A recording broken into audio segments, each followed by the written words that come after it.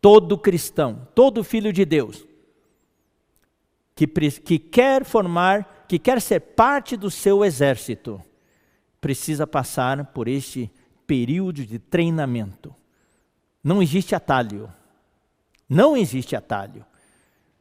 Nós precisamos todos passar pelo vale da sombra da morte para sermos provados, para sermos testados. O que é essa experiência da presença de Cristo na travessia, ao atravessarmos o vale da sombra da morte? É a experiência do Cristo ressurreto. É aqui que nós experimentamos a morte de Cristo, mas também experimentamos a sua ressurreição.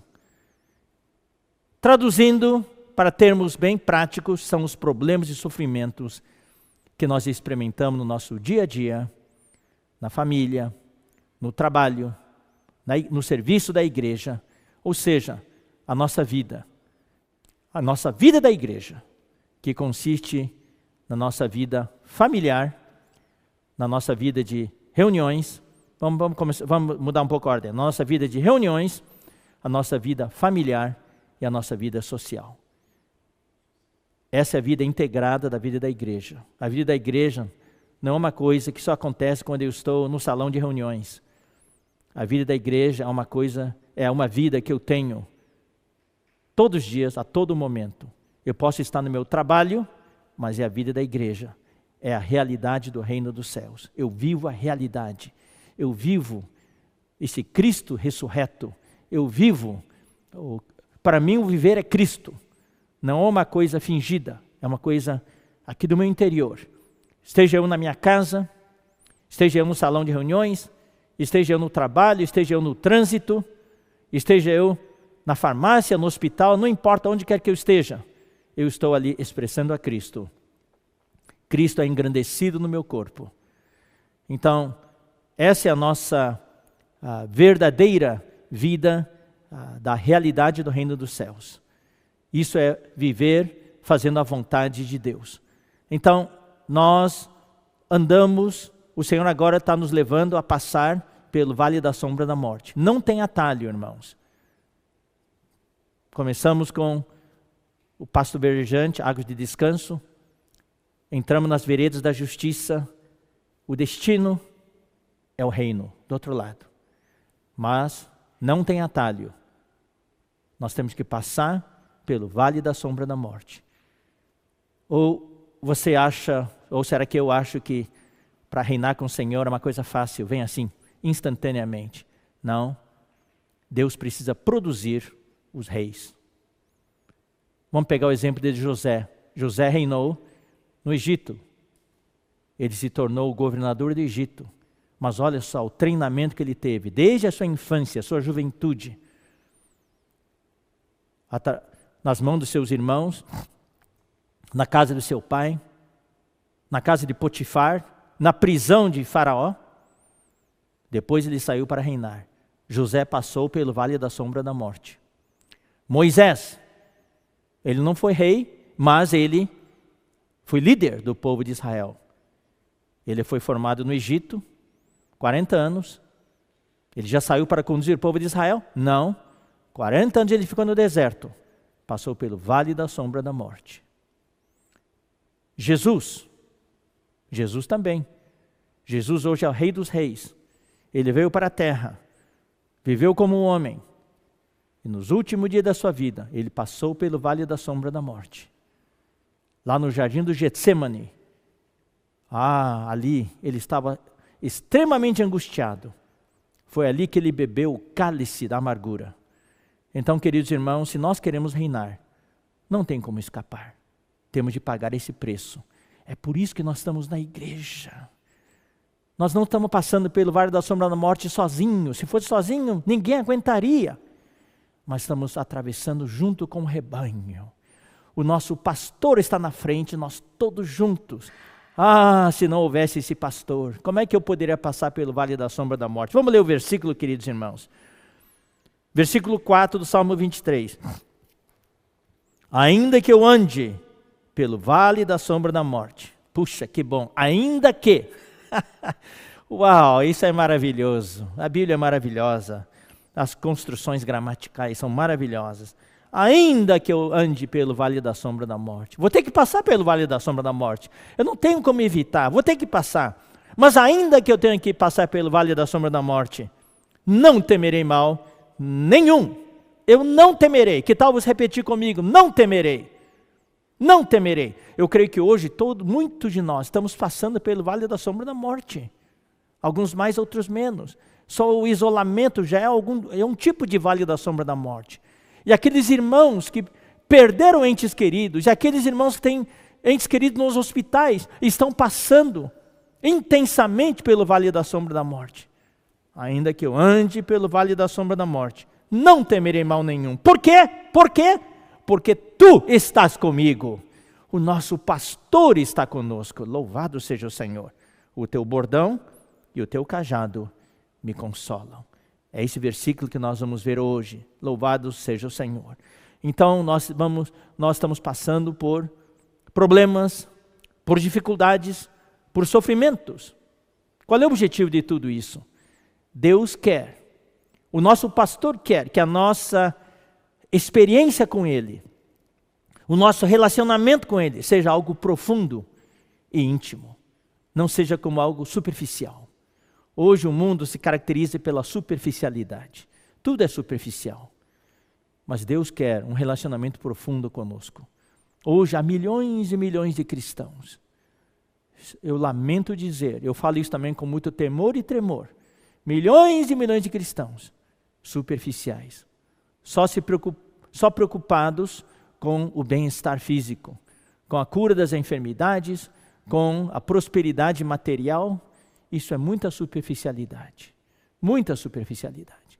Deus hoje está nos chamando para nós nos aprofundarmos nele, aprofundar a nossa experiência com Ele. Por que você acha, querido irmão, querida irmã, muitas vezes nós perguntamos, por que Deus enviou essa pandemia? Por que nós estamos em isolamento? Por quê? Eu vou dizer por quê. Isso aqui o Senhor está falando cada vez mais forte. O irmão Pedro Dong, domingo de manhã, ele falou várias vezes, e ele até explicou que muitos irmãos talvez não entendam, porque como é que ele pode falar isso? Eu estou totalmente de acordo com o irmão Pedro Dong, eu sou um com ele. Louvado seja o Senhor por essa situação de pandemia e isolamento. Eu fico triste, eu lamento por tantas mortes, que o Senhor tenha misericórdia da humanidade, poupe as vidas, mas para a igreja, queridos irmãos, Deus nos colocou nesse confinamento para você e eu aprofundarmos a nossa relação com Ele, para nós sairmos da superficialidade, para nós sairmos daquela rotina, para sairmos daquela liturgia, da zona de conforto. Deus quer que você e eu tenhamos uma relação mais profunda com Ele e conheçamos Cristo na intimidade. Na intimidade. Deus quer tocar em mim, Deus quer tocar em você. Às vezes eu digo, queridos irmãos, às vezes, sabe, o nosso amado e saudoso irmão Dong sempre nos ensinou que para alcançarmos o reino nós precisamos negar a nossa vida da alma. E por anos, décadas, ele falou isso para nós. Ou seja, Deus tem que tocar em nós. Jacó era muito forte, ele era muito forte, ele tinha uma alma muito forte. Ele lutava contra Deus. Um dia ele lutou com Deus, literalmente, no Val de Jaboque. E Deus tocou na sua coxa. E a partir daí, ele começou a mancar. A coxa representa a alma do homem, a parte mais forte. Os chineses, quando lutam Kung Fu, eles se apoiam na sua coxa. Deus tocou no músculo da coxa dele. E ele perdeu o equilíbrio.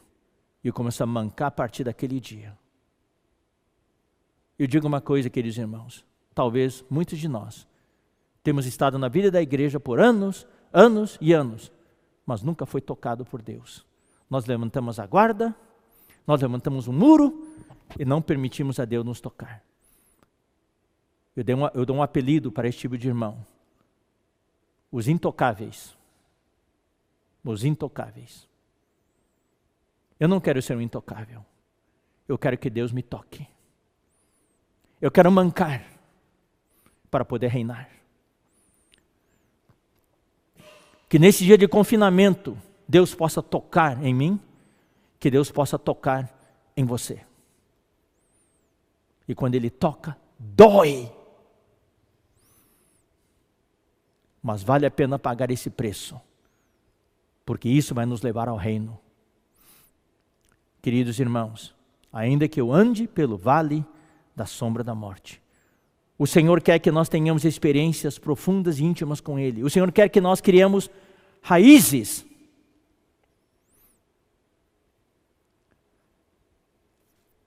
Eu falei no início que esse terceiro estágio nos leva a ter perseverança e a ter resiliência.